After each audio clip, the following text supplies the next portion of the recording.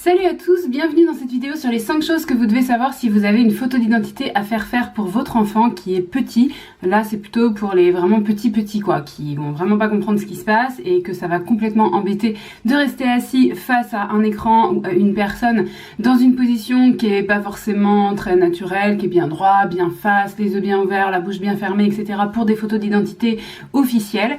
Et si vous n'avez jamais eu d'enfant, peut-être que vous allez trouver cette vidéo complètement ridicule, mais si vous avez des enfants et que vous avez vous aussi déjà eu des sueurs dans un photomaton, peut-être que vous allez comprendre cette vidéo, peut-être qu'elle va vous faire rire, et si vous avez des photos d'identité à faire, peut-être que ça va vous éviter les sueurs. En tout cas c'est ce que je vous souhaite. On commence par le point numéro 1, c'est tout simplement d'avoir votre monnaie, parce qu'en fait parfois on se dit oh tiens je vais faire les photos d'identité mais on n'a pas pensé à faire de la monnaie, et dans certains photomatons, je ne sais pas pourquoi, ils ne prennent pas la carte bleue, ils prennent uniquement la petite pièce de 5 euros, enfin 5 euros, 2 euros, 2 euros, 1 euro, enfin pour payer 5 euros de photo d'identité au final.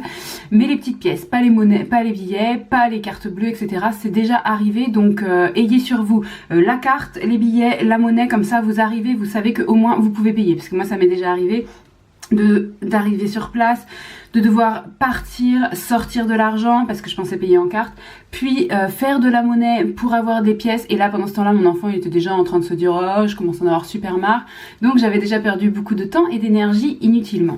Point numéro 2, le siège dans les photomatons, si vous faites ça dans un photomaton, est assez bas. Alors il est réglable hein, mais il est assez bas pour un petit enfant, et du coup à aucun moment l'enfant ne sera dans l'espace où on est censé prendre sa photo, sa tête en photo. Donc si vous êtes parent et que vous avez déjà vécu ça, je suis sûre que vous avez fait comme moi, d'essayer de mettre le manteau ou un sac ou n'importe quoi pour essayer que votre enfant tienne en équilibre, ou d'essayer de mettre votre genou à vous un petit peu assis pour mettre votre enfant dessus, tout en vous mettant un petit peu en arrière du photomaton mais en gardant le rideau fermé pour que ça puisse quand même prendre la photo. Je vous assure ça peut être très très drôle d'extérieur, mais d'intérieur on commence déjà à avoir bien chaud. Donc petite astuce, si vous y allez, vous avez votre monnaie, vous rajoutez à cela votre petit réhausseur. Donc si votre enfant est petit et qu'il a un siège auto qui n'est pas du tout un siège avec un réhausseur, vous l'empruntez à une copine. Mais comme ça vous allez pouvoir poser le siège auto, enfin le petit réhausseur sur le siège prévu pour la photo normalement, puis votre enfant dessus, et vous vous épargnerez encore d'autres sueurs. Petite astuce numéro 3, c'est pas forcément celle qui va vous plaire le plus, mais bon, moi je trouve que c'est quand même une bonne raison exceptionnellement de donner un genre de bonbon ou de chocolat à son enfant. Parce qu'en fait il faut que l'enfant ait la bouche fermée. Alors il y a certains enfants, quand on dit qu'on va faire une photo, qui ont déjà eu l'habitude de sourire, donc qui vont sourire, sauf que sur les photos d'identité il n'y a pas le droit.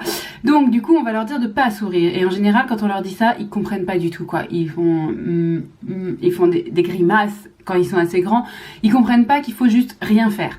Et si votre enfant est petit et ne comprend pas ce que ça veut dire de fermer la bouche, il y a des chances qu'il soit comme ça. Et du coup ça passe pas non plus, c'est pas officiel. Donc de lui mettre un petit truc dans la bouche le temps de la photo, ça permettra qu'il soit comme ça. Et ça permettra que la photo passe en photo officielle. Et puis quatrième point qui est un peu dans le même style, on leur demande de regarder droit devant eux, machin, mais le truc est mal fait. Parce que dans le photomaton, il y a l'écran, il y a l'endroit qui prend la photo, il y a l'endroit du compte à rebours qui n'est pas l'endroit qui prend la photo. Donc du coup, l'enfant, il regarde là où ça bouge, le compte à rebours ou les trucs qui se passent sur un écran. Et du coup, il regarde pas forcément droit devant lui, éventuellement il va baisser les yeux, par exemple, et donc on ne verra pas ses yeux bien dans l'horizontale comme il le faut pour que ce soit officiel. Donc, moi ce que je trouve pas mal, c'est d'avoir soit un petit jouet pour les plus petits, un petit hochet à agiter au moment de la photo, soit carrément vous utilisez, si vous n'avez pas pensé, et ça on l'a tous en poche, votre smartphone, vous mettez un petit dessin animé. Pareil, je ne suis pas pro dessin animé, mais là exceptionnellement bonbon plus dessin animé, c'est la fête.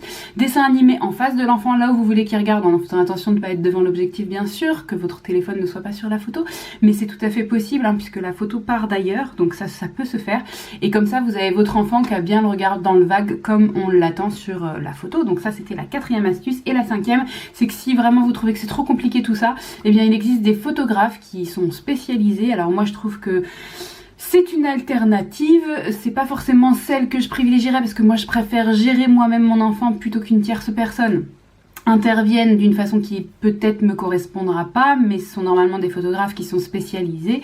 Certains vont forcément être plus doués que d'autres, plus rapides, vont avoir la main, vont savoir comment faire la photo en 2 secondes pour que l'enfant soit pas complètement barré, et d'autres vont être plus longs et l'enfant va avoir du mal à tenir sur place, c'est normal. Il faut vraiment essayer d'être rapide. C'est pour ça que je vous donne ces astuces, parce que Si vous devez vous reprendre à 3 fois pour la photo, non seulement vous allez avoir très chaud, mais vous allez commencer à être bien vénère avec votre enfant qui va lui commencer à avoir envie de sortir du truc, que ce soit du photomaton ou du siège du photographe. Et là ça va commencer à devenir compliqué parce qu'on ne peut bien sûr pas faire une photo avec un enfant qui est en train de pleurer. Donc en dehors du fait que vous y arriverez pas de toute façon, en plus ça sera vraiment un moment très désagréable. Donc voilà, si vous avez en commentaire des noms de photographes, vous dites voilà, je suis à telle ville, j'ai vu tel photographe, il était vraiment super. Comme ça pourra peut-être donner des astuces aux autres mamans qui passeront par ici. Moi je veux vraiment que cette chaîne elle soit une chaîne de solidarité, enfin en tout cas c'est mon but, d'entraide, de solidarité, donc si vous pouvez y contribuer, c'est génial. Et puis j'espère que cette vidéo vous aura donné des petites astuces, donc de la monnaie, des moyens de paiement en tout cas de toutes sortes, un siège auto, un petit bonbon, un petit jouet ou un téléphone, enfin n'importe quoi, mais de toute façon venez avec voilà tout ce qu'il vous faut pour que vous ayez juste à arriver, bam, poser le siège auto, bam, poser l'enfant, bam, bonbon, bam, petit jouet, tac tac tac, on lance la photo, bam, c'est réussi du premier coup et là personne n'a transpiré. J'espère vraiment que ça vous sera utile et si c'est le cas, n'hésitez vraiment pas à me le dire parce que ça me fera plaisir. Je vous assure que moi j'ai vraiment eu des sueurs mais de malade, ça remonte, hein. C'était il y a longtemps parce que c'était avec Enzo. Avec Jonas ça s'est beaucoup mieux passé parce que c'est pas du tout le même enfant. Jonas j'ai pas vraiment de mal à le faire tenir assis comme ça, le regard dans le vide. Voilà, c'est un enfant qui est plus contemplatif, donc c'est plus facile. Donc bien sûr, ça dépend beaucoup du caractère de votre enfant. Mais si vous avez un enfant qui bouge beaucoup, je suis sûre que ces astuces vous seront utiles. J'en ai aussi entendu parler autour de moi, hein, de ces difficultés dans les photomatons. Donc voilà, je suis sûre de ne pas être la seule.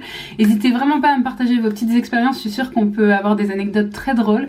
Donc voilà, juste en dessous, les commentaires, le petit pouce. Et puis quant à moi, je vous retrouve très très vite dans une prochaine vidéo.